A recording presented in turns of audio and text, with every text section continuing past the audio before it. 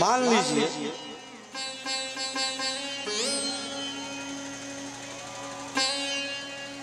गणित के जानकार तो आप सब लोग बैठे ही हैं, गणित जानते ही होंगे। जो गणित में शून्य है, शून्य, एक शून्य, दो शून्य, तीन शून्य, कितने भी शून्य लगा दें उसकी वैल्यू क्या है? शून्य की वैल्यू क्या है? शून्य। शून्य की वैल्यू सिर्फ शून्य है। चाहे एक शून्य हो, चाहे 10,000 शून्य हो, चाहे 10 लाख शून्य हो, शून्य सिर्फ शून्य की ही वैल्यू है। लेकिन उस शून्य के आगे अंक जुड़ जाए, अंक जुड़ जाए। एक वहां रख दीजिए, एक शून्य लगा दीजिए, 10 हो गया। जैसे जैसे शून्य बढ़ता जाएगा 10 गुना होता जाएगा। कब? जब अंक रहेगा तब। लेकिन अंक हटा देंगे तो सारा शून्य जो है व्यर्थ है, सारा शून्य व्यर्थ है। तो शून्य क्या है? तो शून्य है साधन, शून्य है साधन। जितने भी आप साधन करते हैं वो सब शून्य है। उसका लाभ कब मिलेगा? जब एक अंक जुड़ जाएगा। अंक क्या है?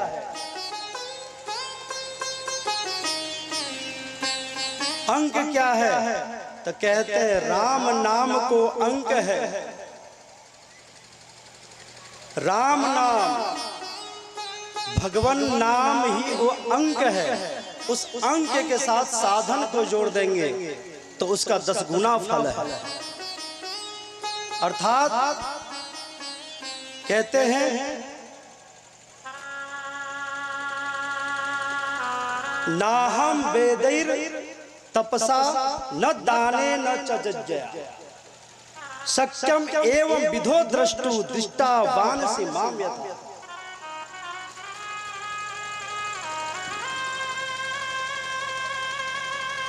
गीताकार का भी यही कहना है। क्या? कि दान के साथ भक्ति को जोड़ दो, यज्ञ के साथ भक्ति को जोड़ दो, तप के साथ भक्ति को जोड़ दो, साधन के साथ भक्ति को जोड़ दो तो उसका लाभ है। अगर सिर्फ साधन ही जुटाते रहे, अंक का ध्यान नहीं दिए तो सब व्यर्थ है। बाबा तुलसीदास जी कहते हैं नाम राम को अंक है, सब साधन है सुन, अंक गए कछु हाथ नहीं, अंक रहे 10 गो। जब अंक चला गया तो हाथ में कुछ नहीं है साहब।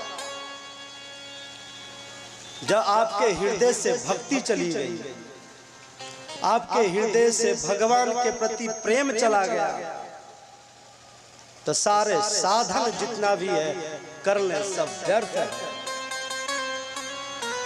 कुछ लोग कहते हैं मन चंगा तो कठौती में गंगा। अरे साहब मन चंगा कब होगा? जब आया कायक वाचिक मानसिक तनुजा वितजा सेवा हो तब जाके मन चंगा होगा, तब जाके होगा ना।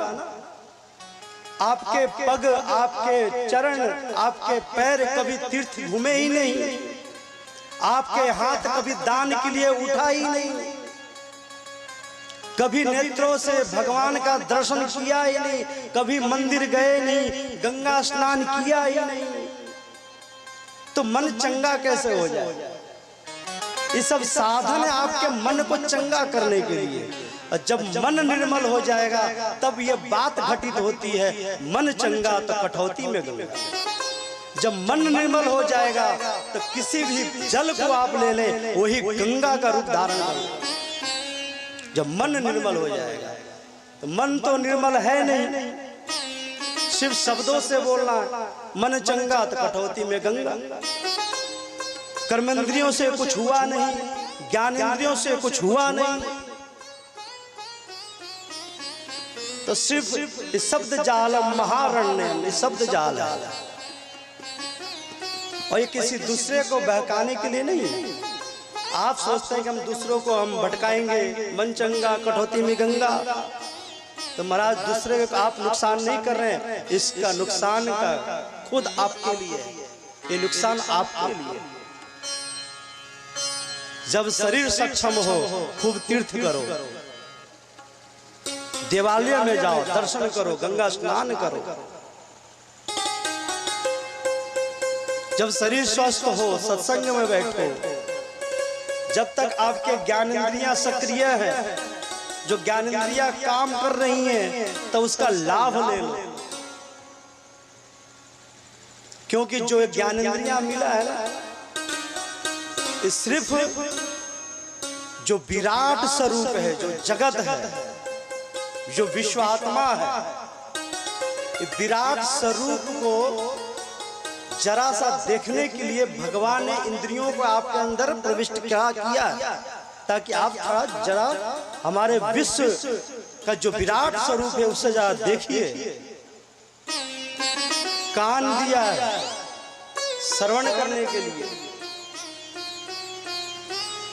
नेत्र दिए हैं, नाक है, जिह्वा है, सिर्फ विराट स्वरूप को जरा जरा सा जानने के लिए है। आप शायद रेडियो सुनते होंगे, उसमें आता है कि इतने डिसमिल, इतने आवाज ज्यादा होगा तो सुनाई नहीं देगा, इतना कम हो जाएगा तो सुनाई नहीं देगा। अगर आवश्यकता से अधिक ध्वनि हो जो कर्ण की क्षमता से ऊपर हो, तो ध्वनि भी सुनाई नहीं देगा, कान का पर्दा फट जाएगा। अगर ध्वनि कम हो तो भी कानों से सुनाई नहीं देगा। तो आपके कान से सुनाई देना न देना के तात्पर्य क्या है? क्या ध्वनि नहीं है? अरे ध्वनि तो बहुत है, लेकिन आपको क्षमता ही उतना दिया गया है कि आप उतना सुन सकें बस।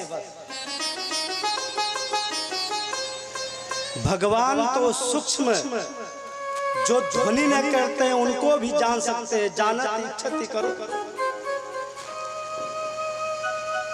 तो सबको जानने वाला, वो तो सबको जानने वाला।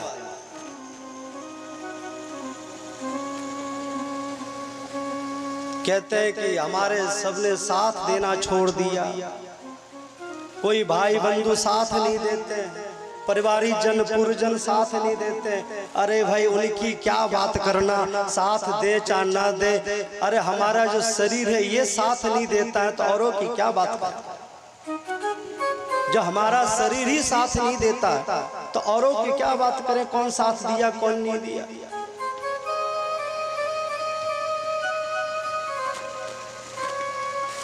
देखते देखते आंख से दिखना बंद हो जाता है।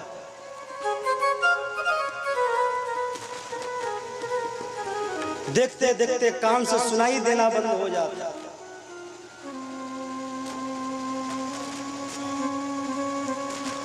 तो भगवान ने इंद्रियां इसलिए दिए कि आप थोड़ा जगत को जाने, सृष्टि को जाने, ताकि आप साधना पथ पे जा सकें।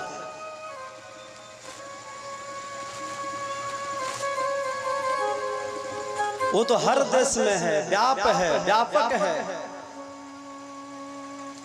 आप नहीं जानोगे तो भी वो जानेगा, आप नहीं समझोगे फिर भी वो समझेगा, आप नहीं देखोगे फिर भी वो देखेगा,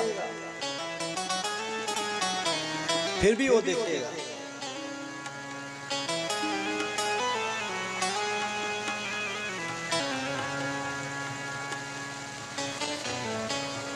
क्यों? कि सबको जानने वाला है, इसलिए वो हर देश में है, हर कोने में है। बस रंग रूप आकार बदल जाता है। कहते हैं कि सृष्टि में कोई चीज व्यर्थ नहीं होती, उसका रूप बदल जाता है। सृष्टि में कोई चीज नष्ट नहीं होता, उसके रूप आकार रंग बदल जाते हैं, लेकिन नष्ट नहीं होता।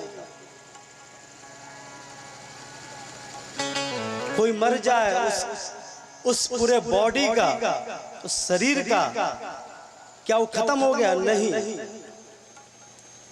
उसका रूप बदल गया, आकार बदल गया, वह राख में परिवर्तित हो गया, लेकिन नष्ट नहीं हुआ, नष्ट नहीं हुआ। तो आकार बदल सकता है, प्रकार बदल सकता है, लेकिन नष्ट नहीं हो सकता। इसलिए कहते हैं मन बहुत ही पुराना है, बहुत ही पुराना है। मन कभी मरता ही नहीं है, क्योंकि मन यो मनुष्याणाम कारण बंधन मोक्षयो।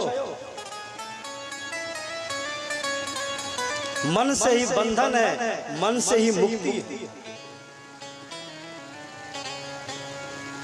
अगर मन पुराना नहीं होता तो क्या हम आप सब होते? नहीं होते, मुक्त हो जाते। जब तक मुक्त नहीं होंगे, ये मन किसी न किसी और शरीर में आएगा, किसी न किसी और रूप में आएगा, आकार प्रकार से बदल जाता है। भगवान